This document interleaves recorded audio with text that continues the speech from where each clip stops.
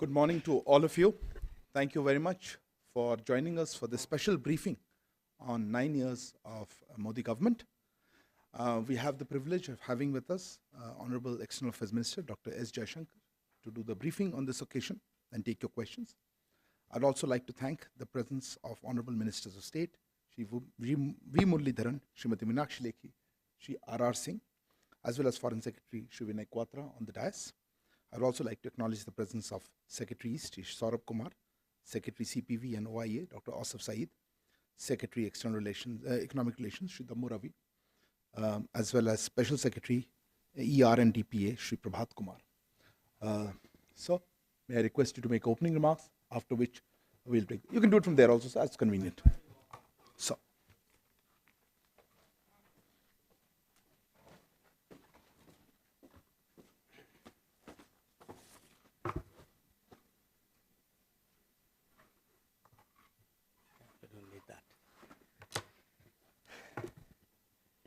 A very good morning to all of you. My namaskar.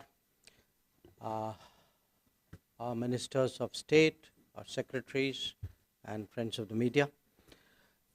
It's really a very great pleasure to talk to all of you today as we mark the completion of 9 years of the Modi government. I think most of you would not dispute that among the many areas where there's been a significant transformation, foreign policy would surely be among them. It's reflected in the country's higher standing, greater influence, bigger footprint, new concepts, and stronger delivery. Now, there are many ways by which one can judge how foreign policy has changed, how it has delivered, where has it made its deepest impact. I would like to pick two broad themes today as the metrics by which you can evaluate Indian foreign policy over the last 9 years. The first theme is, how does the world see India today? And the second is really, how has foreign policy affected the lives of the common citizen? So those are really the two perspectives from which I would like to present to you the foreign policy of the last 9 years. Now, in terms of how the world sees India today, I think you can't get a better set of people than those sitting on the podium to give you that view, because we travel out, we engage people on behalf of India, we talk to the leaderships in different places, since we travel around, we mix with many sections of society. So what, in a sense, I present to you is a accumulation of our collective experiences. And if I were to pick them, probably the one which I would start off with is how much today the world, especially the global south, perceives India as a development partner, as a credible, effective development partner with delivery on the ground. And I actually am just reminded of my last visit. I came back yesterday morning from Namibia. And I inaugurated formally a center of excellence in IT, which has been functioning there for about a year and a half. And the impact on the Technology University of Namibia by our giving a Param supercomputer, having trainers out there, working with them, developing cyber security skills, developing entrepreneurial skills, promoting research. I cannot describe to you the excitement in the university. Or I look at the trip before that, a very different place and a very different subject. I was in Guyana, and it so happened at that time we were delivering for the first time ever a ferry. A first time ever a ferry that far away to the continent, to the southern, to the western hemisphere, that too in the south. And the ferry had a transformational message for the Guyanese, because it made suddenly the islands and even the coastline far more accessible. So actually you had the entire Guyanese cabinet, the previous president, everybody really turn out, because for them it was such a big event. A little bit before that, I was in Mozambique, and I was urged to take a ride on a train which we had supplied. It wasn't just a train. We actually made possible the beginnings of a suburban rail system in Maputo, which would decongest that city, because the kind of trains and the price points and the quality that we did, that actually had a really a very big impact on the planning. I could give you many more examples. In Kenya, there's a textile factory which was closed down, which we helped to revive. Every Kenyan, if you use the word Rivatex, every Kenyan knows this textile factory. Or indeed, go to Mauritius, they are enormously proud of this Metro Express, which was built by an Indian company based on development support. And it isn't just my experience. I mean, my colleagues would vouch for something similar happening with them. Dr. Ranjan was telling me about a cardamom seed center, which he had seen in Laos. Or Muralidharanji was talking about entrepreneurship development centers, which he saw in Djibouti and I think in Rwanda. Am I correct? So wherever you go today, and I want you to understand today how big our development footprint is. It is today extending across 78 nations, and we have done more than 600 major projects. But most of all, the impact is actually in our own neighborhood. That if you look, we've just had the visit of Nepal's Prime Minister, and again, there was a stock taking of, and frankly, satisfaction at a lot of what has been achieved, a lot of new projects which are coming on stream. But if you look at the neighborhood at South Asia, in the last 9 years, whether it is power transmission, power generation, whether it is diesel supply, fuel supply, whether it is bridges, roads, railways, ICPs, actually the region is changing, ferry in the case of Maldives. So the first point I want to make to you is a large part of the world today sees us as a development partner, not just as a development partner who lives up to what Prime Minister enunciated as the Kampala principles, which is we do with our partners what is their priority. So it is, one part of it is the credibility, one part of it is also what is it we are doing. It is something which is important for them. They have determined what it is, or we have mutually determined what it is. And that, I think, today has very significantly enhanced our standing. The second image of India today is of an economic collaborator. An economic collaborator not just with the developing South, but with the global economy. And you can see that in terms of the FDI flows, in terms of the increased exports, in terms of actually this very important conversation taking place in the world today about trusted collaboration. I was in my last visit to the US, and Foreign Secretary has just come back, he's taken that forward. The American Semiconductor Association told me that to the best of their knowledge, they employ at least 40,000 engineers in India on chips design alone. And that's just the bit which they know. So the point I want to make here is, apart from development in terms of South-South, there is a larger economic impact we are making, and that is today increasingly recognized. And the third is really as a contributor. And perhaps there cannot be a better example of our contribution than Vaccine Maitri. I mean, even today, when you go around the world, actually people get emotional talking about the arrival of vaccines. The other example I would cite to you is our growing capability and our growing record as a first responder. We initially did more of this in our immediate neighborhood, but I think slowly with the passage of time that has extended beyond, and you saw really how speedy and effective we were in responding to the Turkey earthquake. Now, apart from these, I could cite to you the examples of the International Solar Alliance or the Coalition for Disaster Resilient Infrastructure as examples where we have contributed. But we can also contribute in terms of economic stabilization. And you all saw what happened to Sri Lanka last year and this year. That at a time when much of the world sat on its hands, we actually stepped forward at a very, very crucial time to stabilize the Sri Lankan economy.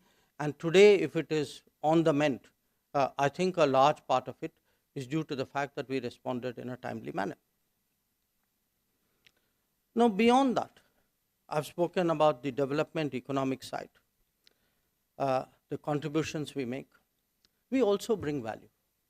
And because we bring value, there is a lot of interest today in partnering with India or getting India to join an organization. So if you look at the last 9 years, you've had the Quad, you've had the I2U2, you had the Shanghai, our membership of the Shanghai Cooperation Organization.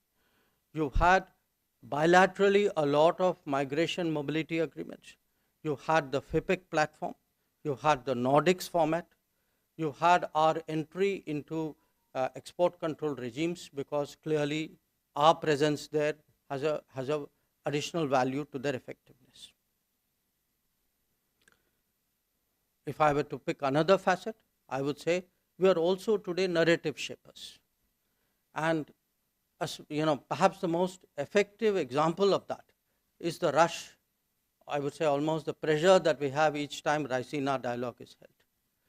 That today the people want to listen to India, they want to be seen with India, they do feel that working with us expands and sharpens their own influence as well. But it's not just a conference, it's also an important subject. You can see it on climate change. You could see it when PM went to Glasgow or to Paris. You can see it in counter-terrorism. The fact that the no money for terror actually got so much more traction after it was held in India. You can see it in a concept, how rapidly Indo-Pacific and Quad have taken root in the global strategic lexicon.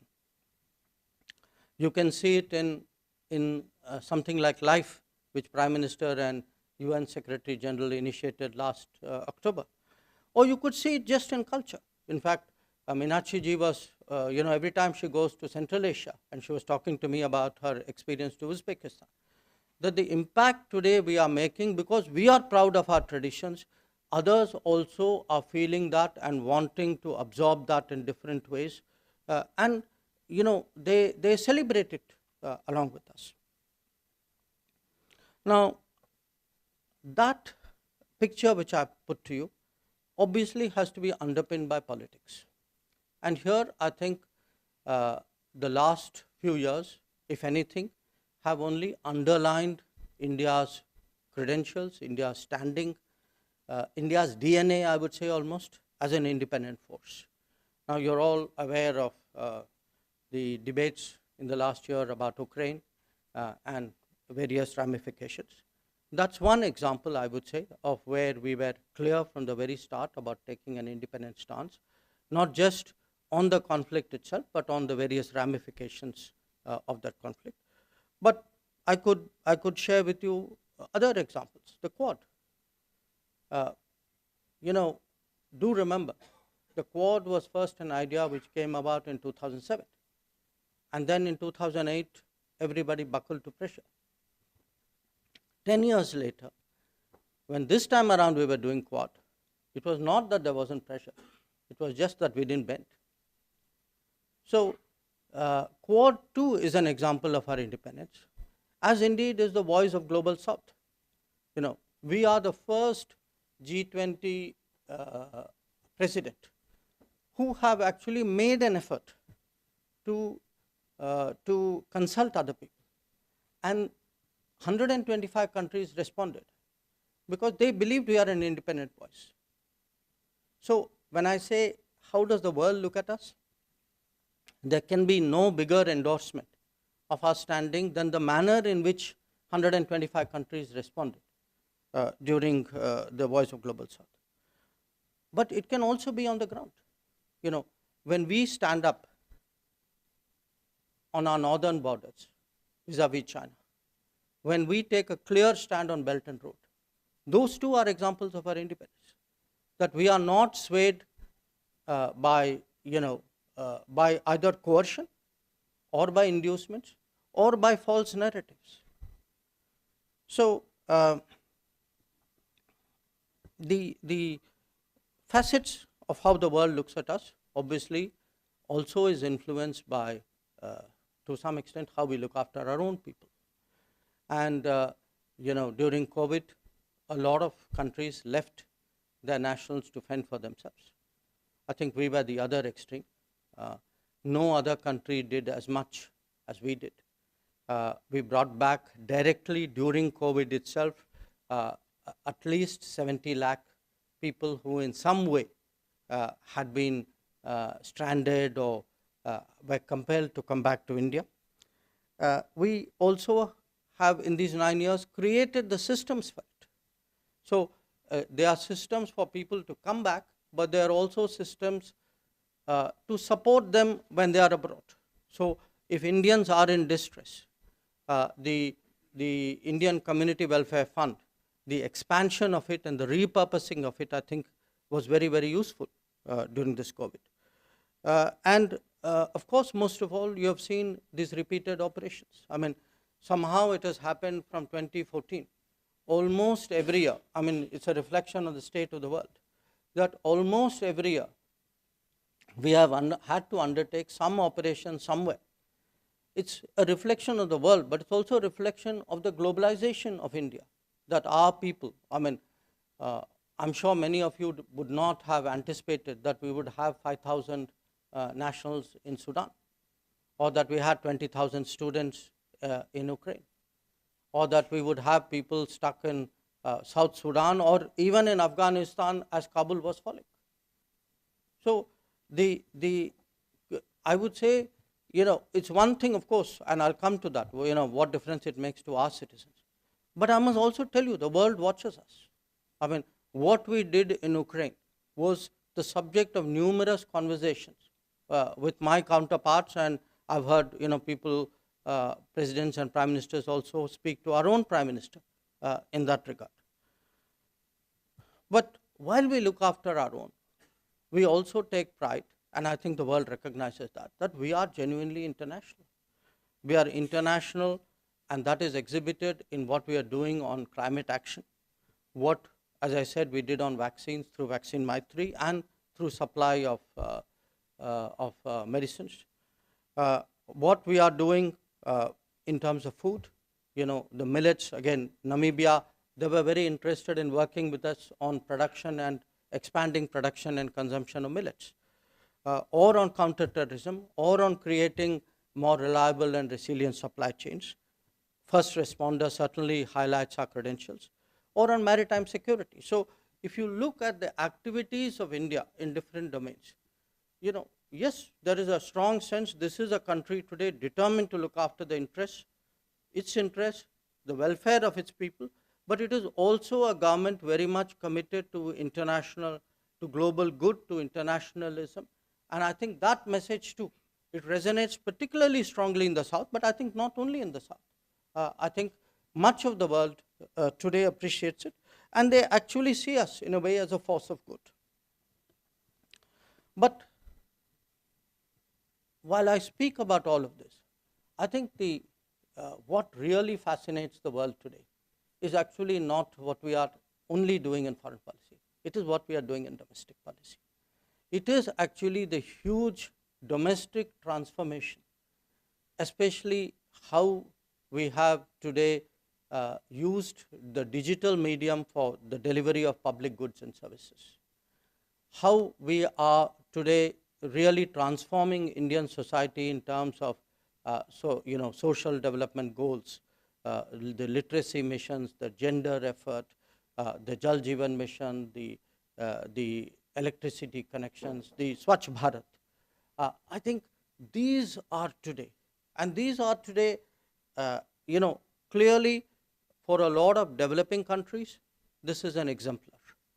But it's not again only developing countries. There are countries who actually look at it in terms of, I mean, one country, for example, which showed a lot of interest on the digital, on UPI, was Singapore.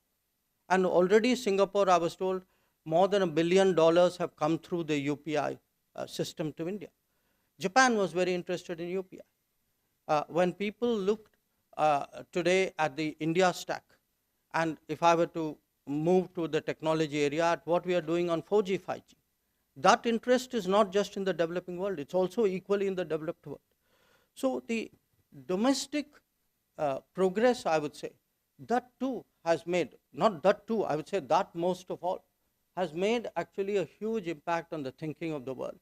So after 9 years, I can really say without hesitation that in terms of our standing, in terms of where we are in global consciousness, it is something very much deeper than before. Now, let me say a few words about how the average citizen has benefited. I think to start with, the average citizen has seen enhanced security. If I were to start in the east, the land boundary agreement with Bangladesh particularly has had a transformational impact on the northeast. It has allowed progress. It has allowed, in fact, not just better law and order and stability in northeast, but also given northeast a connectivity through Bangladesh in this improved climate. The fact that I think we are countering Chinese actions on the northern borders, I think, has also enhanced security, as indeed the fact that we have delegitimized terrorism from across the Pakistani border. So today, I would say the activities of Indian diplomacy clearly have made the nation more secure. But they have also made the nation much more stronger economically. And again, I can cite to you different metrics for measuring that. It could be in greater exports, in bigger FDI flows, in stronger technology collaborations, in today in softening oil prices. Because had our diplomacy not done its work, I think it would have had an impact on the petrol pump. In fertilizer costs, that, given how big, fertilizer is one of our key imports. So working with our counterparts there, we have actually stabilized the market and reached long-term agreements which definitely benefit the country and benefit Indian farmers. And between fertilizer, oil costs, I think it has an impact on inflation as well. And regionally, I would say particularly Northeast, I think economic activity in Northeast has definitely benefited from what Indian diplomacy has delivered. But another area where I think the common citizen has benefited is actually in greater mobility and greater opportunity abroad. I have spoken about the mobility agreements that we've done. We've done it now with a number of countries, with Portugal, with UK, just done with Germany, Austria, Australia. And where our workers or professionals go abroad, I think we have today much better systems for their welfare as well. And it's particularly important, as Murliji will tell you, in the Gulf, where actually the working conditions of people who go are much better as a result of agreements we've concluded. But underlying all of this is actually a great public service revolution we have done, and that is in the field of passports. In 2014, there were 77 passport seva kendras in the country. Since then, we added 16 passport seva lagu kendras, and 430 passport seva kendras located in post offices. So essentially what was below 100 today is in excess of 500. And the convenience to people, because we who live in cities still do not understand how hard it is just to get to a passport seva kendra. So the fact that we have made the passport kendra, the servicing center, the collection center, the delivery center so much more widely distributed in this country, that has had a huge impact. And if you look at passport figures, we were issuing less than 9 million passports, 8.7 actually in 2014. Today we are issuing more than 14 million passports. And one of the only reason we are doing 14 is that we have to ramp up the capability, and actually the faster we process it, we are very confident this demand will keep going up. And one part of it is we are making it easier to get passports. I mean, I think your personal experiences would tell you that it has actually, the speed at which you get it is significantly better than what it was a decade ago. But it's also happened abroad, because remember, we render more than 1 million passport services out of the country. And out of the country before, the time period was enormous because you had to go through a cumbersome process of checking. Today, actually, because there is a database called GPSP, that it is possible, and 181 embassies and consulates are connected. There are a few who still have to be done. But even replacement or renewal of passports abroad has become very much easier. So whether it is the ability to travel abroad, the mobility agreements, the totalization issues we are pushing, the specialized skilled workers which we are giving access to, I think these today have been a change. A fourth area, of course, is in technology capabilities. And I think the more we collaborate globally in technology, it could be G2G, it could be B2B, it could be G2B, it could be best practices, it could be projects. So the combination of all of this, you can see there's a very conscious drive for technology upgrades, and that is today actually opening many new opportunities for the youth, especially for the youth of this country. The fourth is, of course, security abroad. I have spoken about multiple operations. The Indian Community Welfare Fund, the consular services, even something like students. Today, students know that whether it is their legitimate case for working hours or other difficulties that they face, sometimes even security issues, that the government of India will back them up, and back them up perhaps in a manner in which we didn't do before. And finally, I would say there is a cultural respect for us today. There is a cultural respect, and there are a variety of reasons for it. Part of it is also that we ourselves have globalized many of our practices. I think the International Day of Yoga is not just a shared celebration. I think it's also a shared understanding of what is happening in India. And that is extending to other fields, could be Ayurveda, it could be, in a way, our way of life. So anybody going out today, I think an Indian going out today is more likely to be, in a sense, understood by the rest of the world. And all of this, I'm not suggesting, is only due to government efforts. I think there are a lot of other independent processes in play. But certainly we help to guide it, channel it, encourage it. So if this is the picture I present to you, I would like to end very briefly with my sense of what has changed in 9 years. Why has this happened? I think it has happened, first of all, because where foreign policy is concerned, starting from day one, when you saw the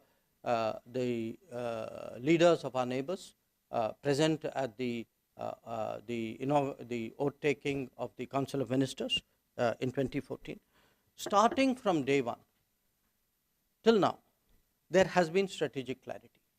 There has been strategic clarity in terms of understanding the world, in organizing ourselves into a neighborhood first circle, extended neighborhoods, the Sagar, Africa beyond, the major powers.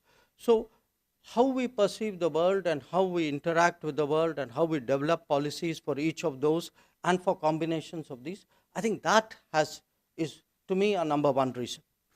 And along with that, in this phrase which has been used, hesitations of history, that we are no longer a prisoner of our past. That if there are gains to the country, if there are benefits for our citizens, we are not held back because of ideological reservations.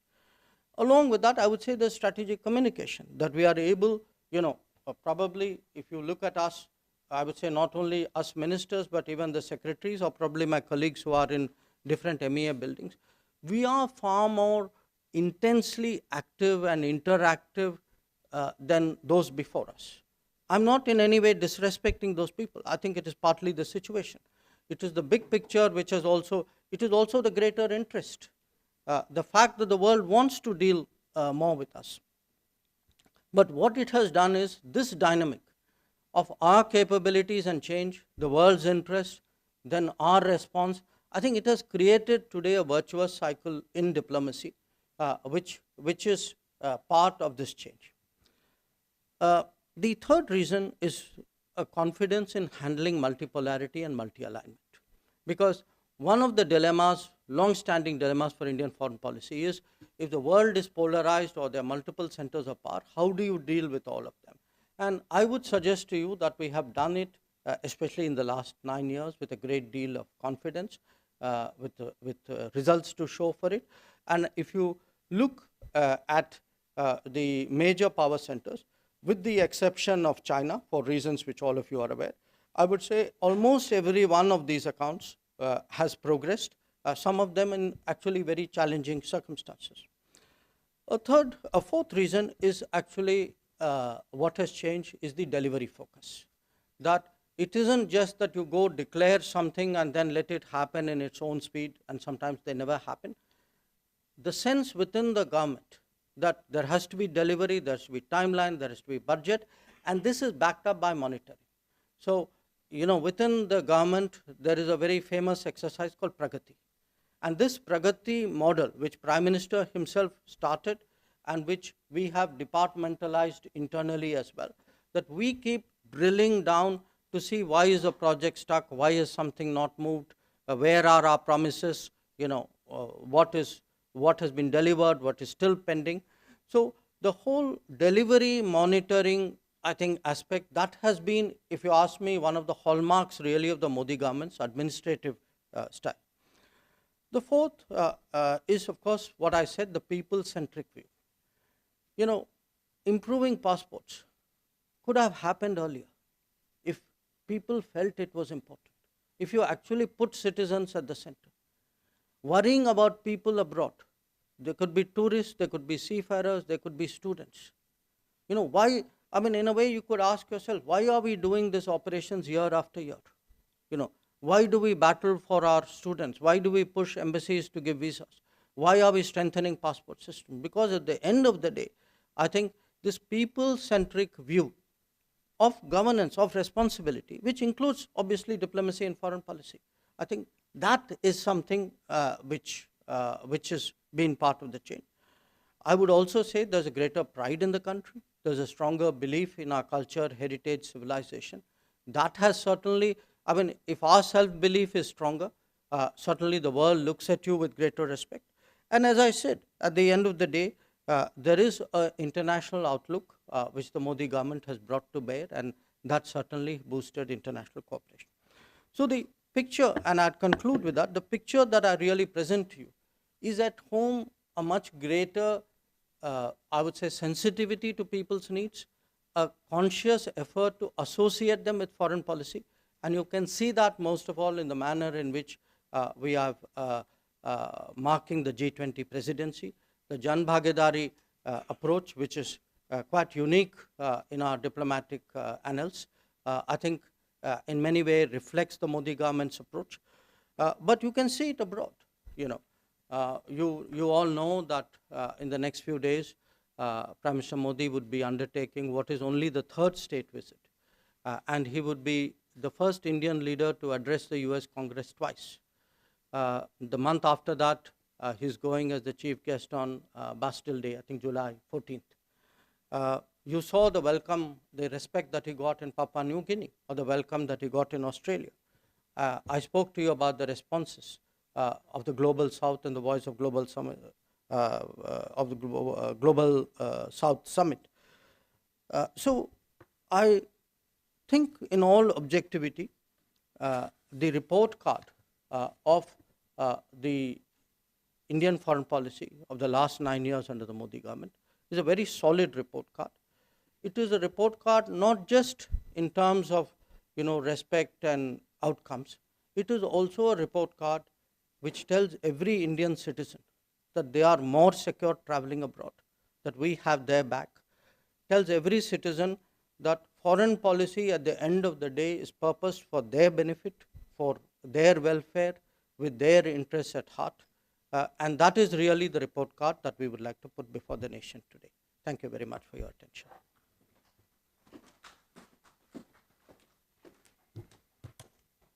Thank you very much, sir. Before we take questions, let me let out the ground rules. Because of time constraints, we'll only take one question per person. I see lots of hands. Patience, please. Please introduce yourself as well as the organization that you represent, and we'll take questions in groups of 3. Maybe I'll start with the lady there. Okay. Yeah, go ahead. Yes, go ahead. Good morning. This is Yeshi Seli from the New Indian Express. So the fate of 700 Indian students studying in Canada is under limbo, and they are probably going to be deported on June the 13th. Is there something that the government is likely to do? And in addition, there was this procession which was taken out in Brampton yesterday where they were glorifying the assassination of late Prime Minister Indira Gandhi. So is there anything that government may I also request to limit to one question per person? Yeah, okay, yeah, please. मैं sir ब्रह्म प्रकाश दुबे हूँ, मंत्री जी ब्रह्म प्रकाश दुबे हूँ जी news से। मेरा सवाल ये है कि आपने 9 साल का रिपोर्ट कार्ड बताया, लेकिन राहुल गांधी हाल ही में ब्रिटेन गए, अमेरिका गए, वो कह रहे हैं भारत में सारी लोकतांत्रिक संस्थाएं नष्ट हो रही हैं, भारत में क्या क्या लोकतंत्र नष्ट हो रहा है। तो इससे विदेश मंत्रालय को विदेशों में समझाने में चुनौती बढ़ गई है, या आपको लगता है राहुल गांधी को वहाँ कोई सीरियस नहीं लेता? Thank you. आपको या go ahead Abhishek. Sir, this is Abhishek Kapoor from Republic TV. Since you will be taking some questions from the United States, Kurt Campbell, senior White House official said India-US relationship is going to see escape velocity getting in between the two. And since you mentioned it, I'm just taking this, if you can take this question. You mentioned except for China, we have done well everywhere else. If you could elaborate, sir. So, more questions or perhaps hand over 3? Yeah, 3, sir. We'll leave it at that. So, let me start with Canada. For some time now, there is this case of students who the Canadians say did not study in the college which they should have studied, and when they applied for a work permit, they got into difficulties. From the very start, we, meaning the Foreign Ministry here, as well as our High Commission and the consulates in Canada, have taken up their case. And our point is that, look, the students studied in good faith. If there were people who misled them, the culpable parties should be acted against. It is unfair to punish a student who undertook their education in good faith. So the latest report that I got, in fact only this morning, was that I think yesterday the Canadian Prime Minister also kind of made a statement in the House of Commons there, and the Minister also tweeted something, and they have also been talking to our High Commission out there. I think the Canadians also accept that, it would be unfair. I mean, if a student has done no wrong, and I don't know if all the cases are the same. I mean, there is a granularity about it which, sitting at this distance, neither you or I can judge. If if a student has done no wrong, they accept the idea that they have to find some solution for it. So we will continue to press, and I would very much hope that the Canadian system is fair in that regard.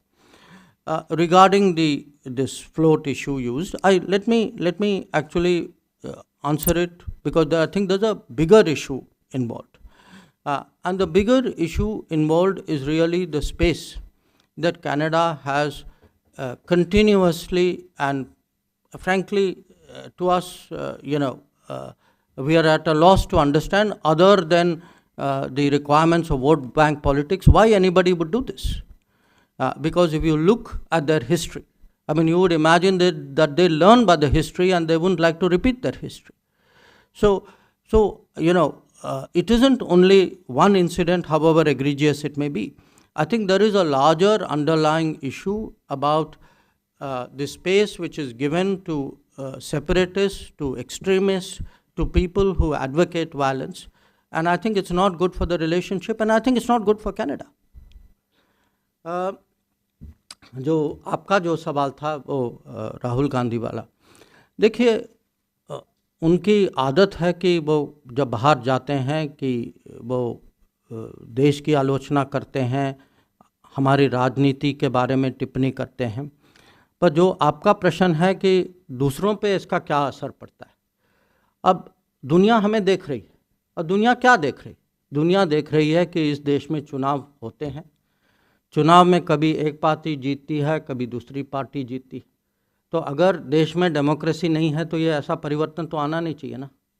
हर चुनाव का result एक ही होना चाहिए। वैसे 24 का चुनाव result तो वही होगा, हमें पता है, हाँ। पर अगर आप देखें जो ये पूरा नैरेटिव जो है, ये हमारे यहाँ एक देश में नैरेटिव बना है, और जब ये नैरेटिव देश में नहीं चलता या कम चलता है तो इसको बाहर ले जाते हैं, और उनकी अपेक्षा है कि बाहर का सपोर्ट जो है वो देश में चलेगा। मुझे लगता है कि यहाँ आम नागरिक जो है, जो देखिए हमारे यहाँ जितने भी आप बीच में, हमारे यहाँ डेमोक्रेसी है, आपका कुछ भी होगा, मेरा कुछ भी होगा, आपकी पॉलिटिक्स कुछ होगी, हमारी कुछ होगी। हमें देश में जो करें मुझे इसमें कोई इतराज़ नहीं, पर मुझे नहीं लगता कि बाहर जाके देश की पॉलिटिक्स को बाहर ले जाना देश के हित में नहीं, और मुझे नहीं लगता कि उनकी क्रेडिबिलिटी उसके कारण बढ़ेगी। The question China, look, I said our relationship with all the major power centers, you can say, have evolved, because that is the record. I mean, you look at the US, look at Russia, even in these, with all these challenges, look at UK, France, look at EU, Germany, Japan, or if you take regions, Gulf, ASEAN, each one of these have advanced. And why have they advanced? They didn't advance by gravity and by nature. They advanced because people worked very hard. That in each of these relationships, actually the Modi government has striven, it has put in place policies. The Prime Minister himself has sort of led the diplomatic efforts from the front. That we have tried to find areas of agreement, of collaboration, of working together with these countries. We have tried to expand the economic base, the technology base, tried to find security partners, and we have been largely successful. Now, why the exception? Well, in a sense, that answer can only be given by China, because China consciously, for some reason, chose in 2020 breaking agreements to move forces to the border areas and seek to coerce us. So I think it's been made very clear to them that until there is peace and tranquility in the border areas, our relationship cannot progress. So that is the obstacle which is holding that back. Thank you, sir.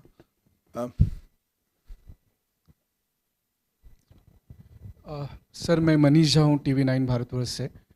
Sir इधर sir, मेरा सवाल ये है कि रूस Ukraine युद्ध में India का स्टैंड और आपके जो स्टेटमेंट हैं वो बहुत सारे जो दूसरे देश हैं उनके डिप्लोमेट्स ने भी काफ़ी सराहा, उन लोगों ने भी काफ़ी अप्रिशिएट किया कि आपने जिस तरह से स्टैंड लिया, चाहे वो यूरोपियन प्लेटफॉर्म पर भी। लेकिन सबसे बड़ी चिंता ये है कि इस युद्ध की वजह से चाइना का बहुत ज़्यादा रूस के साथ रिलेशन स्ट्रांग हो गया है।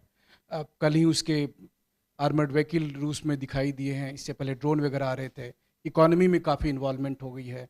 तो वैसे स्थिति में आपको नहीं लगता है कि कल के दिन में भारत और रूस का रिलेशन पर प्रभाव पड़ेगा, खास करके तब जब हम क्वाड में भी उतना ही एक्टिव हैं? तो कैसे इसको आप न्यूट्रलाइज करेंगे? Thank you.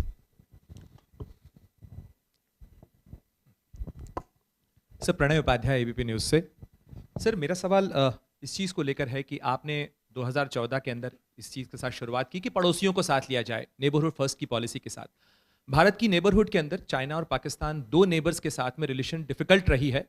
आप नेबरहुड पॉलिसी के लिए किन को फॉल्ट लाइन मानते हैं और कहाँ पर आपको लगता है कि जो आपके एरियाज ऑफ चैलेंज हैं जिसके ऊपर आप काम करना चाहेंगे? Shinjay?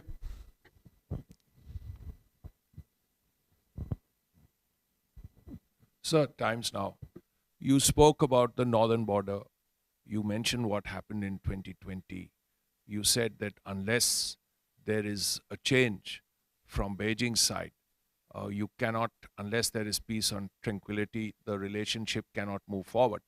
But as of now, what do you see happening in the sense, do you see any kind of meetings between strategic representatives? Do you see any attempt by China at de-escalation, which comes after disengagement? There are too little bits of disengagement still left. What is the future, sir?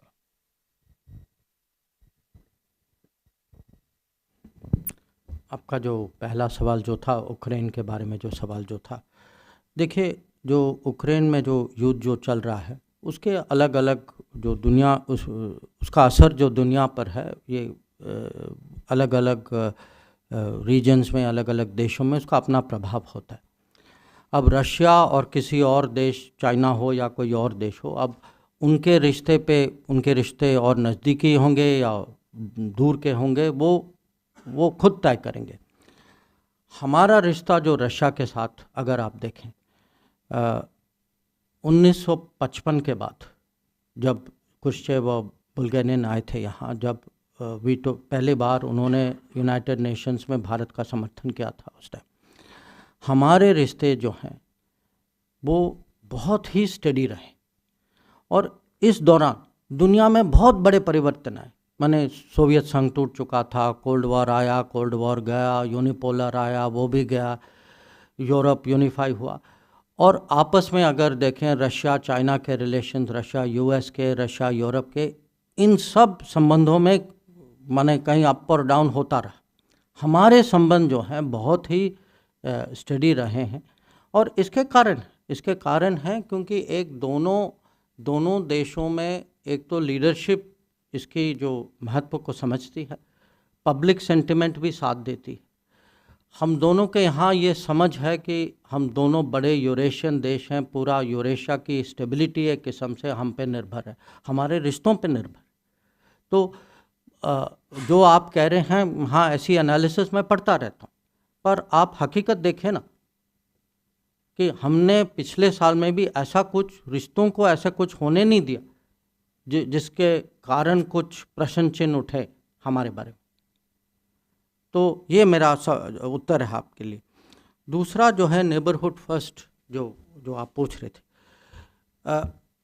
जो report card मैंने आप लोगों के सामने प्रस्तुत किया है उसमें सबसे ज़्यादा अगर आप देखें, सबसे हमारी प्रगति भी नेबरहुड में हुई है, हमारी चुनौतियां भी नेबरहुड में, तो दोनों हैं साथ साथ। कि बाकी नेबर्स के साथ नेपाल, बांग्लादेश, मालदीव, श्रीलंका, भूटान, इवन म्यांमार, आप देखें political relations are strong, regional connectivity, माने एक किस्म से एक रीजनल, एक पहली बार यहाँ एक रीजनल इकोनॉमी बन रही। क्योंकि जब एक देश से दूसरे देश पेट्रोल जाता है, बिजली जाती है, सड़कें जाती हैं, रेलगाड़ियाँ जाती हैं, आज जो हैं हम बांग्लादेश के बंदरगाहों के उपयोग कर सकते हैं, जो एक बहुत बड़ी नई बात। तो एक लेवल पे मैं कहूँगा प्रोग्रेस रिपोर्ट में बहुत सफलता मैं आपको दिखा सकता हूँ, पर जहाँ चुनौती हैं एक तो पाकिस्तान के साथ है, और ये माने ये कोई नया विषय नहीं है, शुरू से ये क्रॉस बॉर्डर टेररिज्म माने उसकी चुनौती थी।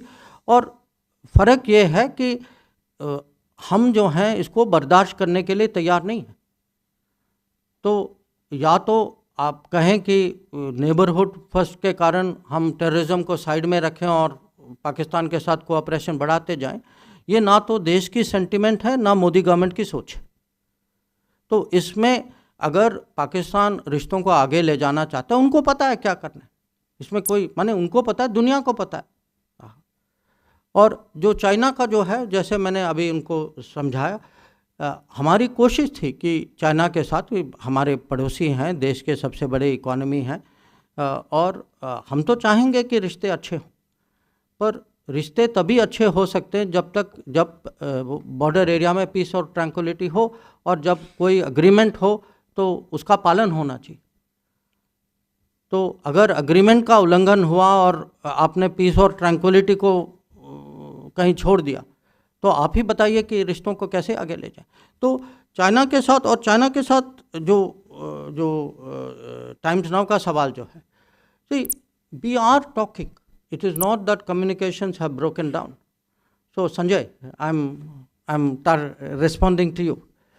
So the point is that with China, in fact, even on the day, even before Galwan happened, we were, talking to the Chinese, saying that, look, we are seeing movements of your forces, which in our view is violative of our understanding.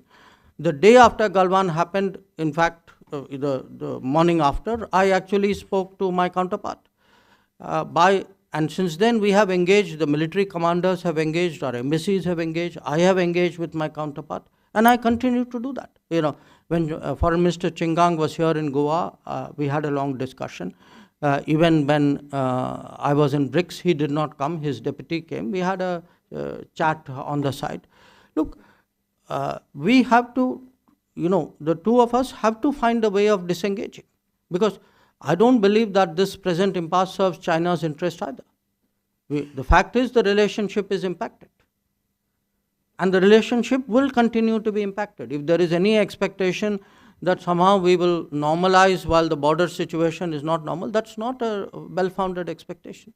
So your question, what do you, what can we expect? Look, at multilateral events, we will obviously the Chinese are there and we are there. It is likely that there would be a conversation between us.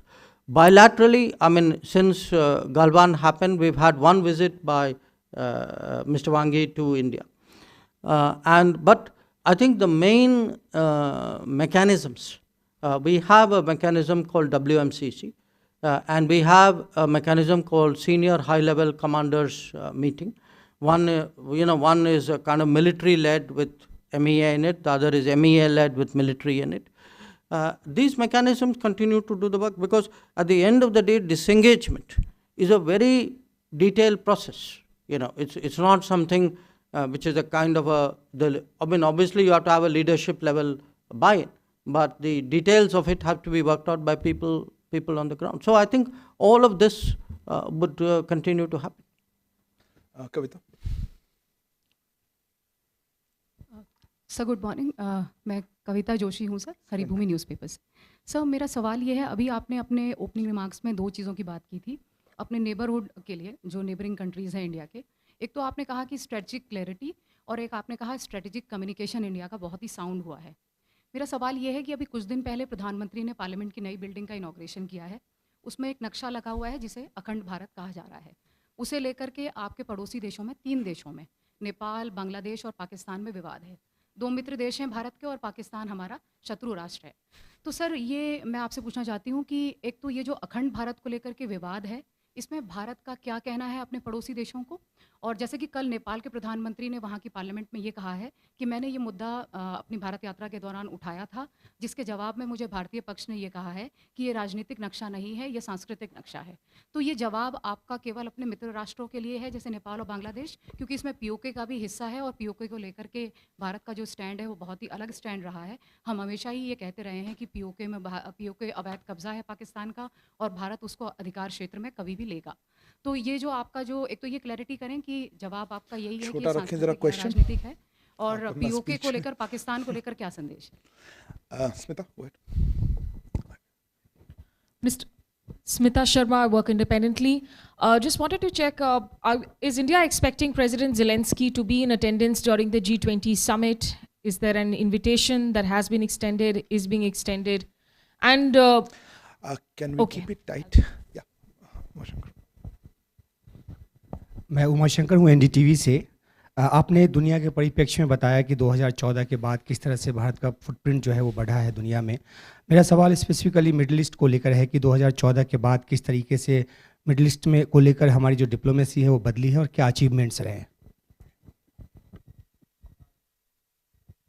एक तो जो आपने विषय उठाया, जो नए संसद में जो नक्शा जो दिखाया गया, मेरे ख्याल से हमारे प्रवक्ता जो हैं इस पे टिप्पणी कर चुके हैं। Am I correct? हाँ, कि उन्होंने कहा कि ये अगर आप उसी के नीचे वो कुछ साइन बोर्ड जैसा कुछ लगा हुआ है, उसमें लिखा है कि ये आई think you can read my recollection, ये कुछ अशोकन एम्पायर का डिस्क्रिप्शन है। तो ये एक ऐतिहासिक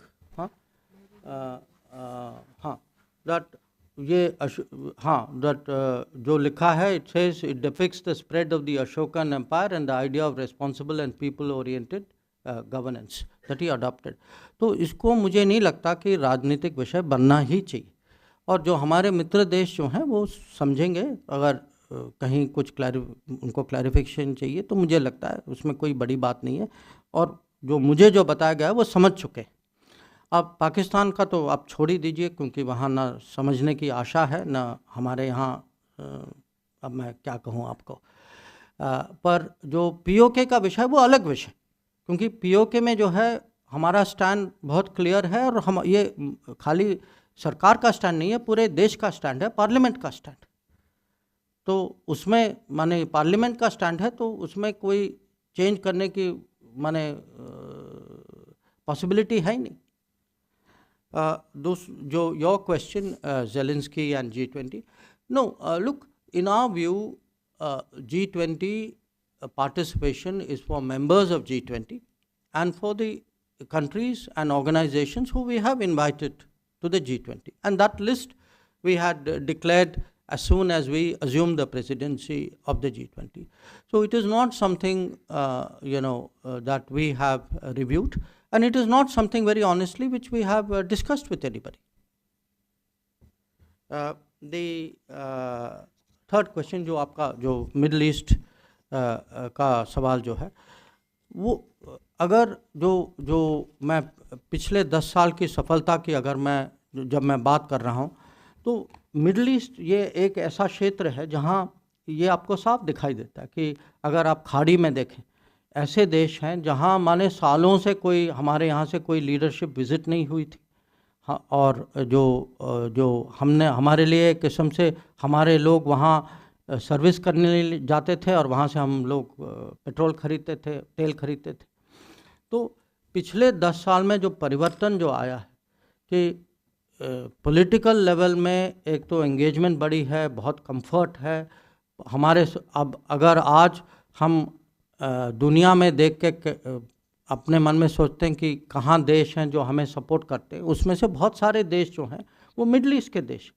और मिडल ईस्ट के देश अगर हम दोनों जो हैं MOS डायरेक्टली उसको देखते हैं, मेरे ख्याल से गल्फ़ में तो हम I think each one of us would have paid at least 2, 3, 4, 5 visits.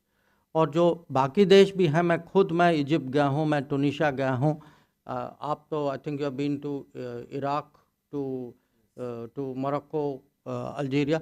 तो एंगेजमेंट उनके साथ बढ़ा है, राजनीतिक परिप्रेक्ष्य से हमारे रिश्ते जो हैं और नज़दीक आए हैं।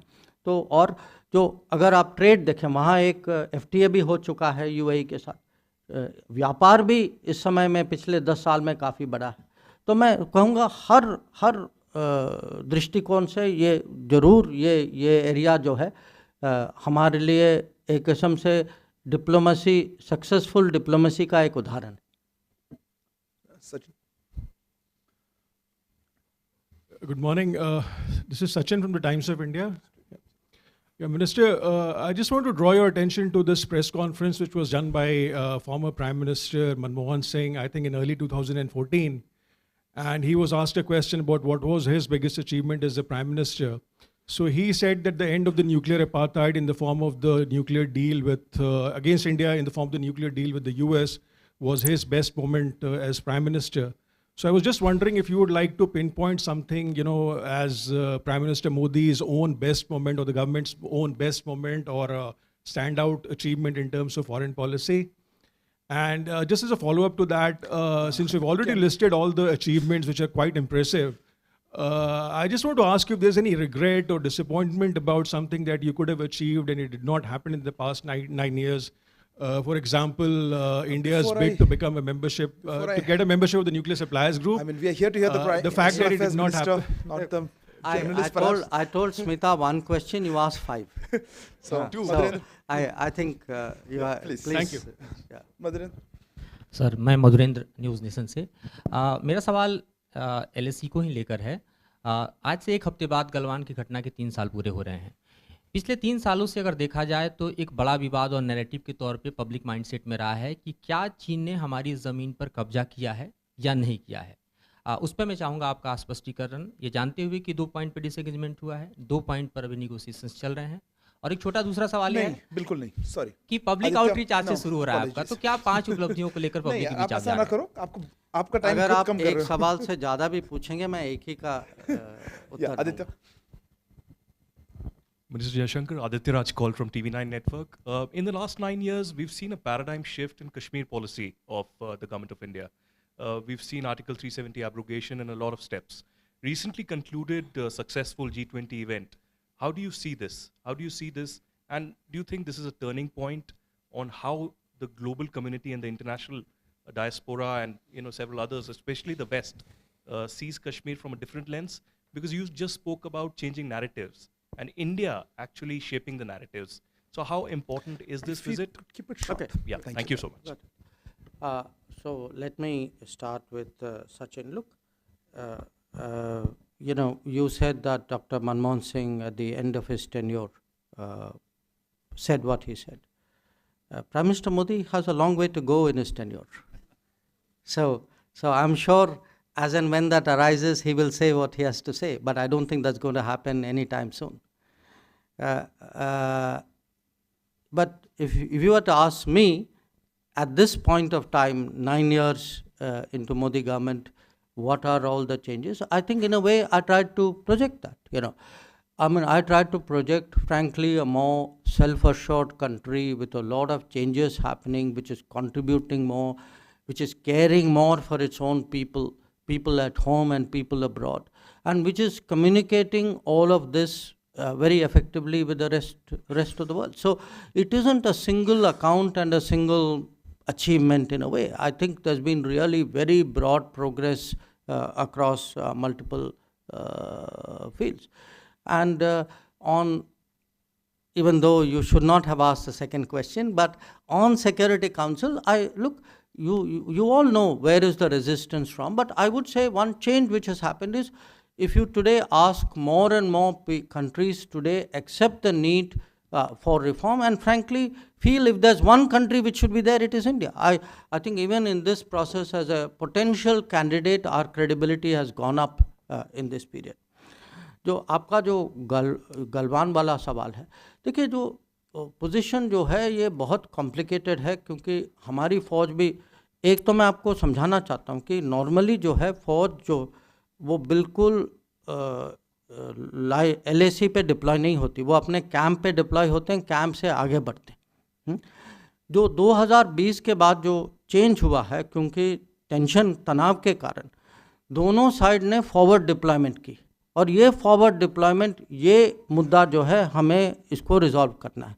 तो ये जो जिस तरीके से आपने ये प्रश्न पूछा कि ज़मीन का है या नहीं है, वो इशू नहीं है, इशू फॉरवर्ड डिप्लॉयमेंट का है कि दोनों लोग बहुत एक दूसरे के बहुत नज़दीक फॉरवर्ड डिप्लॉयमेंट कर रहे हैं, और उसके कारण ये तनाव माने कहीं हिंसा की तरफ जा सकता है, जैसे आपने गलवान में देखा था। जो आपका सवाल जो है अनुच्छेद 370 वाला, on Kashmir, first of all, I do think that what was done in 2019 was a very, very crucial step and a long-awaited step for national security. Because in a way, we can, it's a long story, and you know this better than me, why 370 was kept beyond what was supposed to be its shelf life. But the bottom line was, I'm now giving you a kind of a diplomatic perspective. The whole world used it against us. You know, they saw it as a point of vulnerability. They saw it as something they should keep pressing and keep using and keep turning as a way of keeping India off balance. Now, if we don't get it right, how do you expect the world to get it right? So, for us, you know, the first thing was to remediate at home. And that is what we did in 2019. Now, once you sorted it out at home, then the question was, how then does the world react to it? Now, even when 370 happened, and fact was, in 2019, we had to actually, when I speak about strategic communication, as a foreign ministry, as a minister myself at that time, we spent a lot of time getting people to understand what it was about. And our biggest problem was a lot of, frankly, false narratives or propaganda, much of which originated in our own country. So we had to deal with that, and I think we dealt with it. And because we dealt with it today, you know, if you go around the world today and ask people, you know, sort of, when it comes to India, what are your concerns, you will find more and more people actually will say that's kind of, that's not something which is a live issue, because we were the people who kept it as a live issue. So to me, what happened in G20 is just one example. But I would like to see, quite honestly, more investment there, more foreign tourists there. I see no reason why Jammu and Kashmir should be denied the benefits not only of development, but of globalization that the rest of India has experienced. I think it is their right, and I think we should promote that very strongly. Huma. Right here. Sir, I'm Huma Siddiqui from the Financial Express. In your opening statement, you did not mention anything about the Latin American region except the ferry to Guyana. And so in that context, I just wanted to understand, is India looking at buying crude from Venezuela anytime soon? Sorry? Buying crude from Venezuela? Venezuela. And any other countries where you are expanding buying crude in the region? Okay. Sir, yeah, sorry. Siddhant. So Siddhant from Vion. So my question to you is my question to you is, the Canadian NSA has said that India has been interfering in their domestic politics. Your reaction to this comment by the Canadian NSA? Kalol.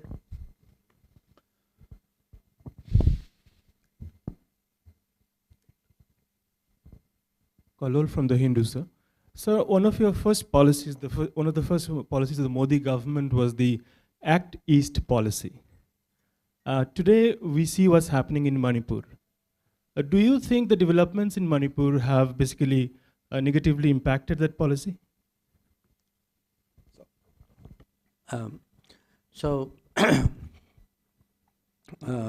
Latin America. You know, I didn't mention many regions, and I would not in any way like you or anybody else to think we are less invested in that region simply because there was no explicit remark by me. When I've spoken about different parts of the world where all of us have been far more active, starting with Prime Minister himself, and the intensity of our visits, the projects, the trade, the political cooperation, each one of this applies in full measure to Latin America. I myself have done 2 trips, one where I did Brazil, Paraguay, Argentina, one which I did Colombia, Guyana, Panama, and Dominican Republic.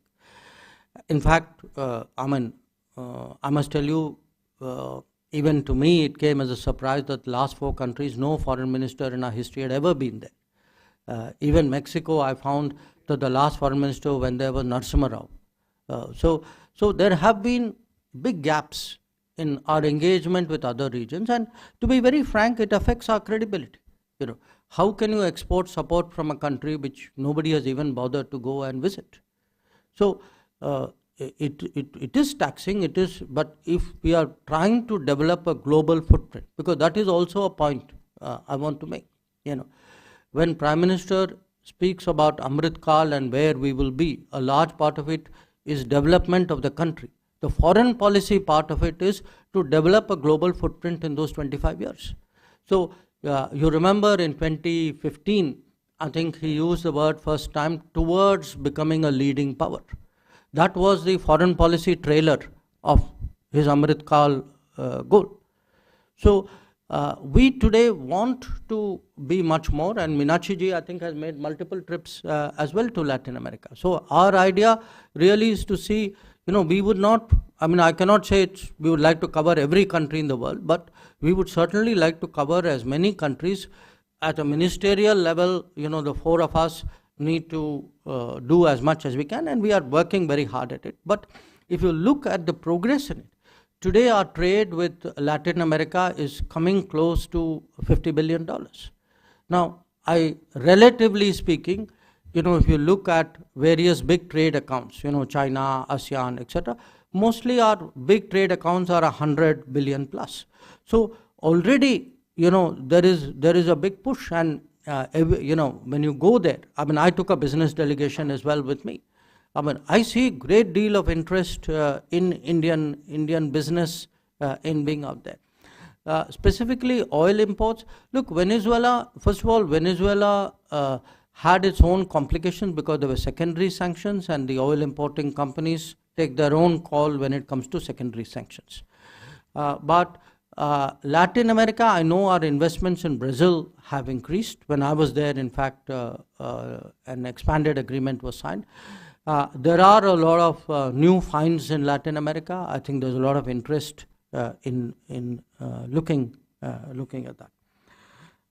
Your question, Siddhant, about the Canadian NSA's remark. I was, what shall I say? Okay. The phrase which came to my mind was actually a Hindi phrase, which was Ulta Chor Kotwal Ko Dante. If anybody has a complaint, we have a complaint about Canada. What I said earlier, the space that they're giving to Khalistanis and to violent extremists. So I was very perplexed by what I heard. The Act East, look, what has happened with the East, and again, my colleague Dr. Ranjan would bear me out. He is himself from Manipur. Where Act East is concerned, in the last 9 years, there's been an upgrade in the sense there have been deeper investments, more projects. We do much more on security. Earlier on, the focus was, let's do mainly economics. I think connectivity, security, deeper people-to-people collaboration, stronger political collaboration. I think these have been the new facets, really, which have been added in the last 9 years. I think what is happening in Manipur is largely an issue of Manipur, and I think in that part of the world, people do understand that. So I would not really mix apples and oranges here. I think the Act East policy, the progress of the Act East policy, which has been quite considerable in the 9 years, I think will continue, and hopefully the situation in Manipur will also ameliorate.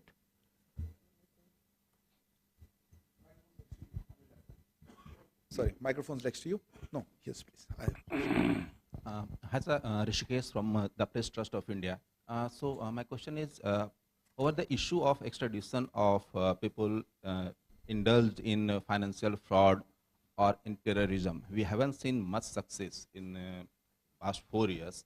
So my question is, what are the reasons behind this, and can we see much success in coming months, especially ahead of 24 elections? Neeraj. Sir, Neeraj हूँ news 18 India से। आपने कहा कि भारत और चीन के बीच LAC मसले के बाद फॉरवर्ड डिप्लॉयमेंट का मसला है, और राहुल गांधी के बारे में आपने ये भी कहा कि उन्हें घरेलू मोर्चे पर अपनी बात रखनी चाहिए, न कि विदेश की धरती पर। वो बार बार घरेलू मोर्चे पर एक बात कहते हैं कि चीन ने भारत के एक बड़े भूभाग पर कब्जा कर लिया है। पिछले 9 साल में अगर फॉरवर्ड डिप्लॉयमेंट इशू को छोड़ दे, तो उसके अलावा आप कह सकते हैं कि चीन ने भारत की जमीन पर कब्जा नहीं किया है, या फिर राहुल गांधी निराधार बयान दे रहे हैं? Manush.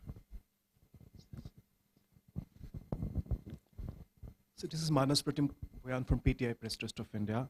Sir, India's relations with United States and Russia, we have seen a significant upswing in the last few years, actually, notwithstanding the current geopolitical turmoil as well as big power competitions. So how do you characterize this? And going forward, do you think, in fact, if the conflict between West and Asia or the overall conflict, great power competition widens, such an approach sustainable, sir? And one would just added question is that, I mean, in the BRICS Cape Town declaration, it was mentioned that, the countries are looking for a mediation proposal. So would you like to just... Mediation? It's a different question. Yeah. Sorry.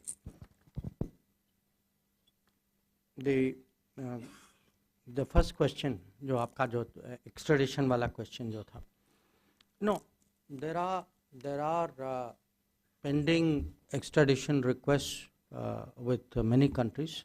There can be financial fraud, there can be terrorism, there can be crimes of various kinds. Now you have to understand, generally speaking, with everybody, extradition has a very high bar. You have to show proof and meet certain legal standards, including of that country. What I can say is we have been pushing many cases. Some cases are more high profile than other cases. You can see the progress. You can see the progress in their systems, that the cases are going to one level of court, next level of court, and it is proceeding towards an extradition. We have had a few cases. Obviously, in some of the high profile cases, we are waiting for those to come to the conclusion. जो आपने पूछा, can I put a timeline on it? I cannot put a timeline on it because it's dependent on legal processes of other countries. But what I can say is we will spare no effort in this direction. And, again, a lot of this extradition is routed through, because the actual extradition process, the documents, etc., are all done by us. I mean, it's obviously the concerned agency or the ministry here, but MEA is very much involved in it, and we are giving it our fullest effort. जो आपका दूसरा सवाल, आपका जो सवाल जो था चीन के बारे में, देखिए राहुल गांधी जी जो हैं बहुत सारी चीज़ें कहती हैं, और मैं मानता हूँ राजनीति में लोग कहते हैं. अब उन्होंने ये भी कहा कि देखिए वो पंगोंग त्सो में पुल बना है. अब पुल बना है तो वो ऐसी जगह बना है जो चीन ने 1962 में कब्जा किया था. तो फिर कुछ लोग कांग्रेस पार्टी से कहने लगे कि आपके अरुणाचल में एक मॉडल विलेज बना है. अगर आप देखें, पार्लियामेंट के रिकॉर्ड देखें, ये जगह लोंगजू जो है चाइना ने 1959 में कब्जा किया था. तो कुछ देखिए, चाइना जो है 1950 से भारत के ज़मीन पे कब्जा कर चुका है. मेन पॉइंट है कि जो LAC में जो है, LAC की पेट्रोलिंग होती. हम लोग जो हैं पेट्रोलिंग बेस, हमारी फौज जो है पेट्रोलिंग बेस से निकल कर पेट्रोलिंग करके बेस पे वापस चले जाती. 2020 के बाद ये नहीं हुआ, क्योंकि जब उन्होंने वो 2 अग्रीमेंट 93 और 96 अग्रीमेंट्स का उल्लंघन करके बहुत बड़ी मात्रा में फौज लाए, तो पेट्रोलिंग करके वापस जाना के बजाय हमें फॉरवर्ड डिप्लॉयमेंट करना पड़ा. अभी जो प्रॉब्लम क्या है, फॉरवर्ड डिप्लॉयमेंट की प्रॉब्लम है कि हम दोनों फॉरवर्ड डिप्लॉयड हैं, और फॉरवर्ड डिप्लॉयमेंट जैसे मैंने उनको समझाई, उसी से तो टेंशन पैदा होता है. जो sorry, India US. See, India, India US has really come a long way, and there are many, many reasons for it. Each reason is a solid reason in itself. You can look in this period size of the community growth. You can look at the technology part of the relationship. You can look at the trade of the relationship. You can look at the political convergence that we have, and you can look at the strategic interest. So I think there's a very compelling case for stronger and stronger India-US relations, bilaterally, in the Quad, in I2U2, and maybe in other formats also. Now, we are, in this business, we all know each other, we all know what the interests of our countries are, what their relationship with other countries are. I take all that into account. Now, because US has some tension or contradiction or problem with some other country, why should I let go of my interest? I am building American relationship in my interest. If they have a problem with somebody else, they have a problem. In fact, who knows, maybe sometimes the problem may even help me to advance my interest. So, Naveen. Hello, sir. Naveen Kapoor from ANI. Sir, can you give us a sense of status of India-Afghanistan relations? Any kind of, beginning of engagement, minimal engagement with them? Can you just throw a light on that? Maha.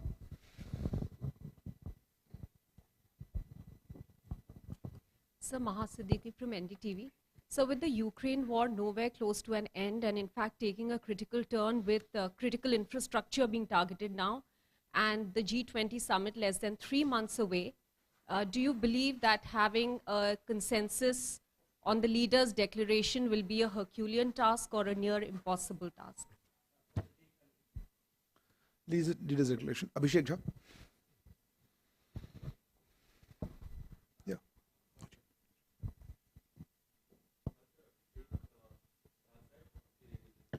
Microphone's not closer, please. Okay. Sorry, sir. Abhishek Jha from CNN News 18. My question is regarding Congress leader Rahul Gandhi's recent visit to USA. He is reportedly visited White House and he has had a meeting also with somebody. In which capacity Rahul Gandhi is met people in White House and also no? and also was MEA aware of his upcoming visit to White House? Sir.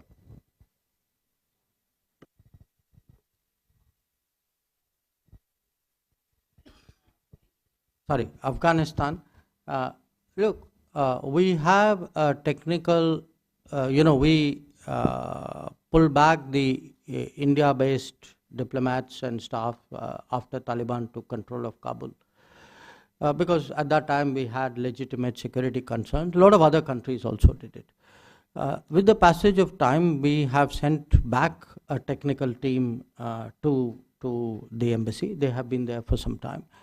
And their job is essentially, in a sense, to monitor the situation and to see how we can support the Afghan people in their hour of need, you can say, in a manner. Because they have, this is a country which had vaccine shortage, it had wheat shortage, it had medicine shortage, it had, there are projects there which will get into difficulty in the passage of time. So, the focus right now in Afghanistan is less, I would say, political. It is more like helping the Afghan people, because the Afghan people are people with whom we have a historical connect. So that is really the current state of the situation. The second question, your question about G20. Look, I remember last year, there were a lot of challenges in getting the final G20 declaration did, and I, in fact, commended even then the Indonesian presidency for making that big effort and getting the Bali declaration. But I would also share with you that even at that time, a lot of us worked alongside with Indonesia. Obviously Indonesia was the chair, but we were part of a troika, and there were some countries who were not even members of troika, but who had an interest in the matter, and all of us put our collective energies together in that regard. If my memory serves me right, last year, in fact, in September, I went to Moscow, and one of the main reasons I went to Moscow at that time was really to discuss this with my Russian counterpart.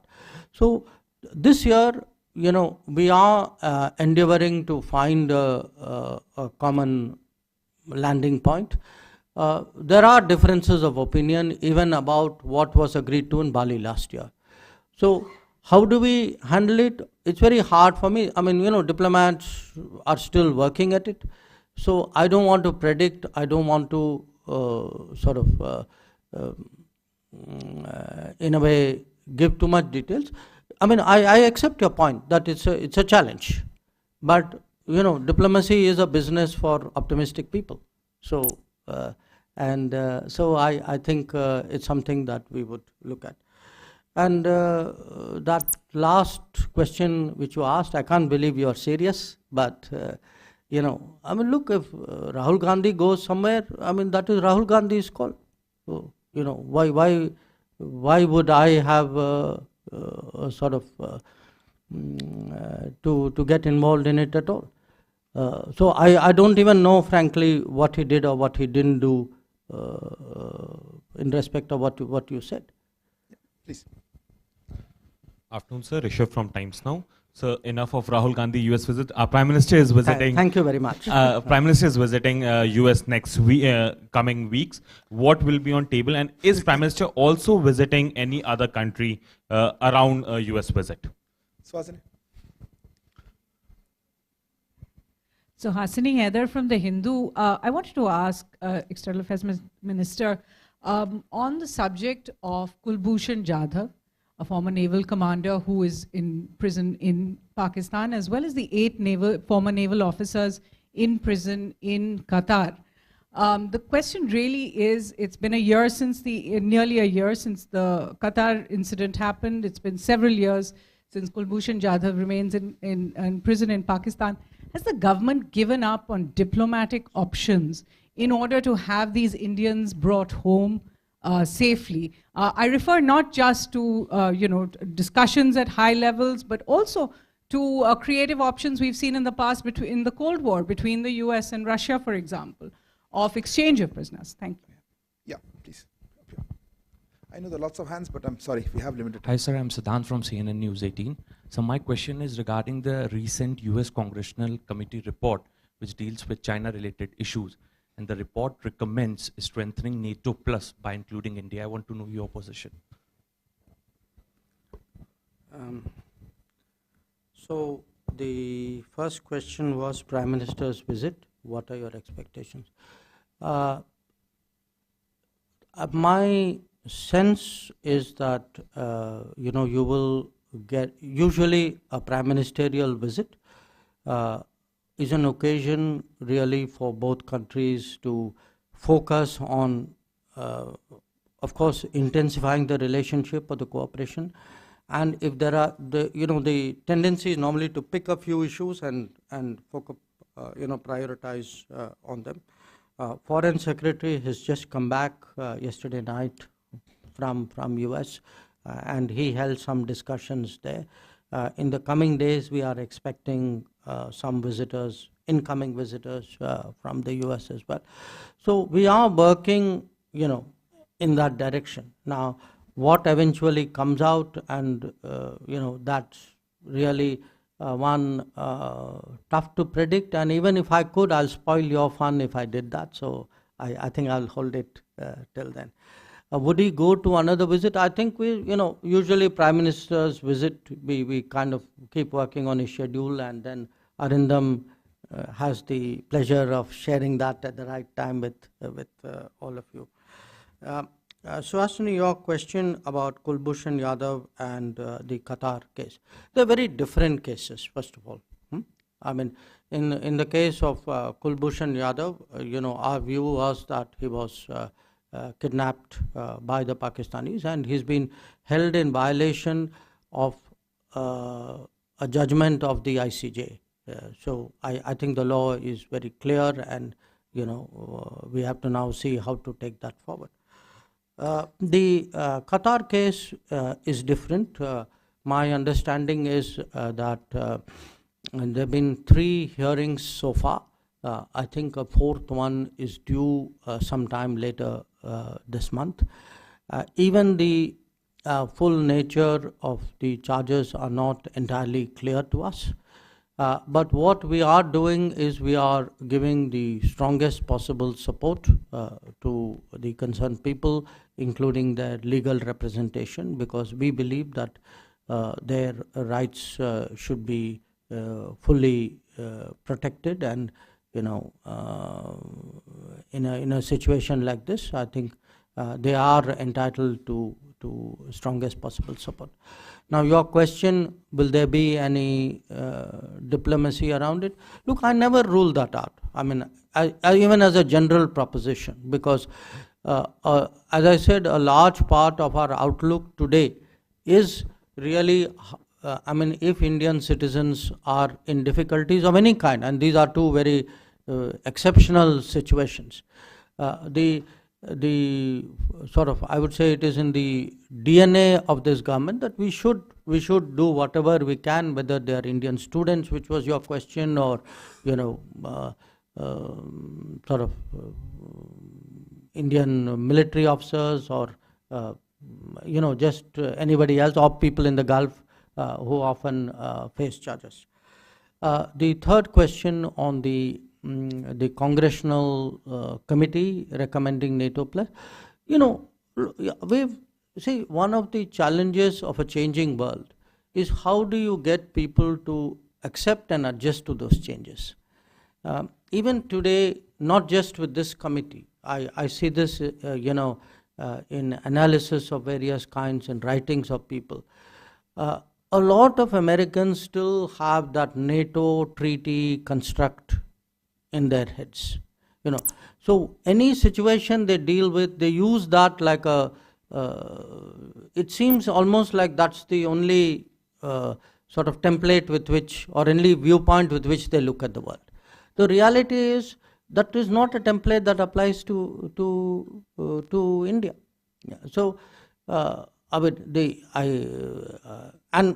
must say a lot of it is actually outside the administration. The administration understands this very, very well. So, we have a situation where actually in many areas the administration has been very forthright, very understanding, very cooperative. And sometimes people mean well. I mean, in this case, I think they mean well. They really want to signal saying, let's do more with India. It's just they use a terminology because that is what is in their habit. So I would not go so much by the terminology. I would only appreciate the fact that a congressional panel has the sentiment to want to do more with India. I think that's a very good thing. Nainima, right here. Thank you for doing this, Minister. I'm Nainima Basu from ABP Live. Just one question, sir. This is the first time India became chair of the SCO, and this is a proud moment for us. Why is the decision taken to hold it in a virtual format? Thank you. Next to you. Sir Vijayalakshmi हूँ मैं India TV से इधर आप sir आपने Canada को लेकर के बात की कि किस तरह से वहाँ पर एक्सट्रीमिस्ट या सेपरेटिस्ट एलिमेंट्स हैं, लेकिन अगर प्रो खालिस्तानी एलिमेंट्स की बात की जाए तो यूएस, ऑस्ट्रेलिया, अभी राहुल गांधी जो कांग्रेस में विपक्ष के नेता हैं उनके भी इवेंट में खालिस्तान जिंदाबाद के नारे लगे। क्या ये एक भारत सरकार के लिए चिंता का विषय है और कैसे इसको डील करने के लिए आप सोच रहे हैं? Namaskar, sir. Shailesh Kumar from National Defense. Sir, here. Sir, though you have spoken about it, but Mr. Rahul Gandhi has categorically stated in his last visit, the recent visit, that the China has occupied 1,500 square kilometer of India's territory, that is equal to the size of Delhi. This is not the first time he said earlier too. And since you said that it's not a territory issue, it's a forward movement issue. A, keep it small, and B, I think Minister just answered this question. Is this a matter of concern as the it's an election year? So can this escalate to any kind of military conflict if it is not resolved diplomatically? I think you understand the question. Thank you.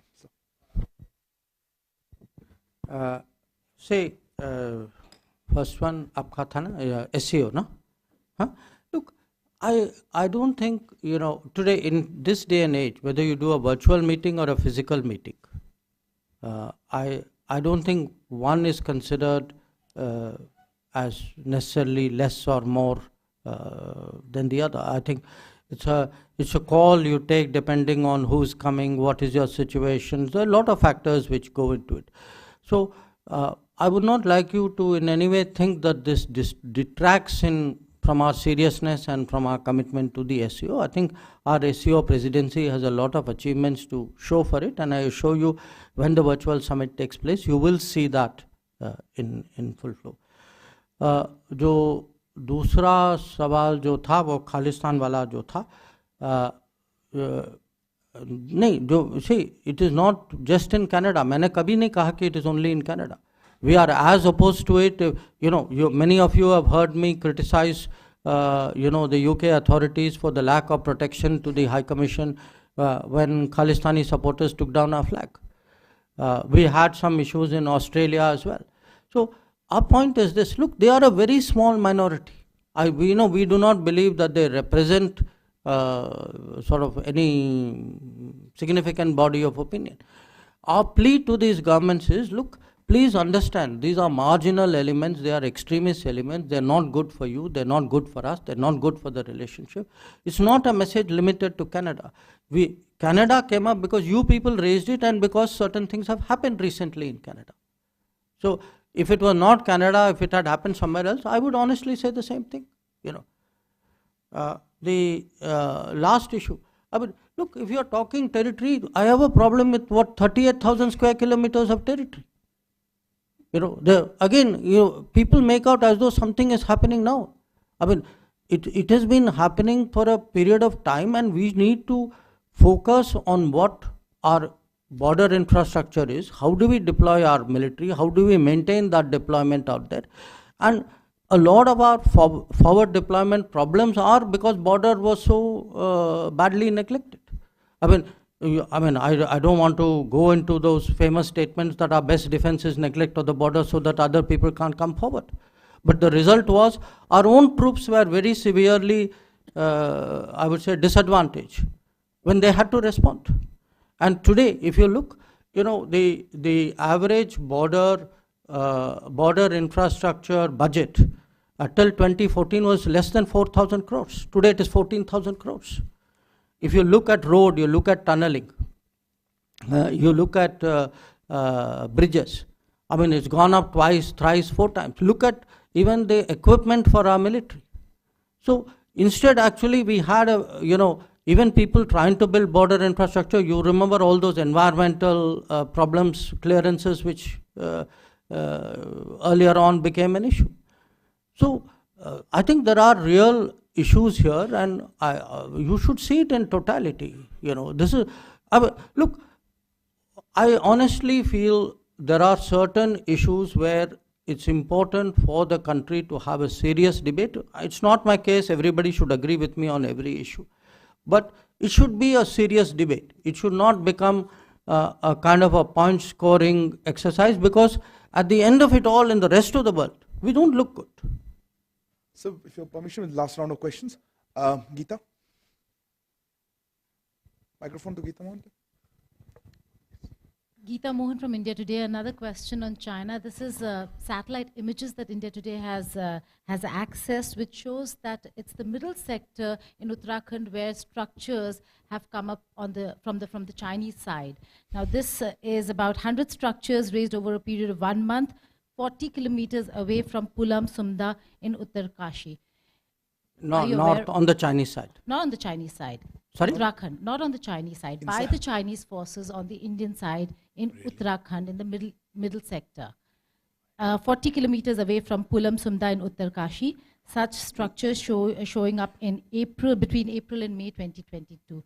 Are you aware of these structures that have come up, and what's your response? Yeah, here, please. I don't know. Sir, Ramananda Sengupta from Strat News Global. If you were to sort of set aside China, would you like to share with us what you see as a couple of major foreign policy challenges that India faces ahead, that you see as a major problem? Final, Parikshit. Sam Parikshit from CNBC. Just wanted to ask you about the Prime Minister's upcoming visit to the United States. The war, COVID has shown that supply chain is very closely linked to national security, and more than ever before. When it comes to semiconductors, we had signed an MOU during the visit of Gina Raimondo. What steps will be taken to further elevate the partnership between India and US on semiconductors? How will that play a part in the larger conversation we're having with the United States on critical and emerging not technologies? An interview. No, look, I I must admit I have not specifically seen what India Today has put out, but my understanding is that a lot of the infrastructure reporting has been done is with reference to the Chinese side of the LAC. That is my understanding. On the what are the largest other than China and Pakistan? See, there is in a sense you can say it's a very intangible issue, but it's actually a very important issue. And this issue is the rise of India. The rise of India in terms of our economic size. I mean, we are 5th today, we will be 3rd very soon. The influence, the globalization of people. You know, you have today a little less than 2 crore Indians who work abroad, somewhere between 1.5 to 2 crore Indians, about 1.5 to 2 crore Indians or people of Indian origin who live abroad. You have to look at challenges like technology and what it means for security. I mean, in a sense, I'm coming to his, because today your security can be breached without anybody crossing your border. So what does the rise of India mean and how do we rise? And as I said, the challenge which Prime Minister has posed to all of us is, imagine Amrit Kal, next 25 years, what will you do to achieve your goals? And for us in the field of foreign policy and national security, that is got its own issues. So we are today trying to, in a sense, build the strengths, create the capabilities within the country. These can be, that's why to me, domestic changes are so important, because if you don't close the gender gap, eventually that means you will not get enough women into the workplace, which will impact not just your social growth, it will impact your economic growth as well. If you do not build the infrastructure, you will not be competitive. If you do not invest in manufacturing, we will not have the deep strengths, we will be dependent on other countries. So I would define foreign policy today is, how do I set the right relationships, the optimal positioning, have the maximum number of friends, the least number of problems, and how do I accelerate national development so that in 25 years I am well on my way to becoming a leading power. Now this may sound like a lot of sentences, but each one of it will translate. I mean, everything I told you, which we have done for 9 years, is actually aimed at exactly that. I mean, if we are today investing in Latin America and in Africa, one part of it is South-South solidarity, but one part of it is also because we know we will be global. That time will come. I mean, that is the confidence really that Prime Minister has instilled in this country. So we are preparing for that. The last question on the semiconductor. Yes, there are continuing conversations on semiconductor. It's not just a question of agreements and how do you upgrade the agreements. There are many aspects of it. There are export control aspects of it. There are business aspects of it. At the end of the day, remember, it's not the government which is going to build the semiconductor industry. It is the business, and the business has to be enabled. It has to have the access, the technology access to do that. And those are bits and pieces really on which we are working. But, I'm linking it to my previous answer. Today, trusted collaboration is one of the important areas of our foreign policy, especially with North America, US specifically, and with European Union and with Japan. It's also, by the way, a very important part of what the Quad is doing. Sir, thank you very much, sir. You've been extremely and particularly generous with your time, sir. I think we've had more than 30 questions. I can't imagine an occasion where we've had that opportunity, sir. Also, my grateful thanks to Honorable Minister of State, Shri V. Muralidharan, Srimati Meenakshi Lekhi, Shri R.R. Singh, as well as to Foreign Secretary, Sir Vinay Quatra, and as well as to the Secretary East, Shri Saurabh Kumar, Secretary CPV and OIA, Dr. Asif Saeed, Secretary ER, Shri Damoh Ravi, and Special Secretary ER and TPA, Shri Prabhat. Will you allow me one last word? Of course, sir. Now, I look, Since it's in a way a 9-year report card, and I suspect this time of the year, next year, we will probably be busy in other things. What I wanted to do was also really to take the opportunity to highlight really how strong Team MEA has been. Not just the people who are sitting on the table. You know, if you think back at these 9 years, and 2.5 of those went for COVID, we sometimes joke that other people learned work from home. In MEA, we learned live from office. So we kept MEA going through this whole period.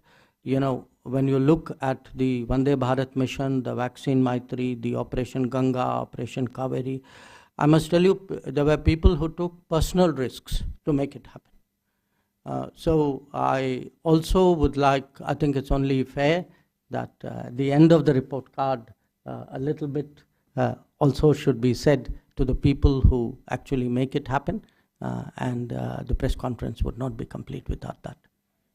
Thank you again, sir. Thank you very much to everyone. Thank you for joining.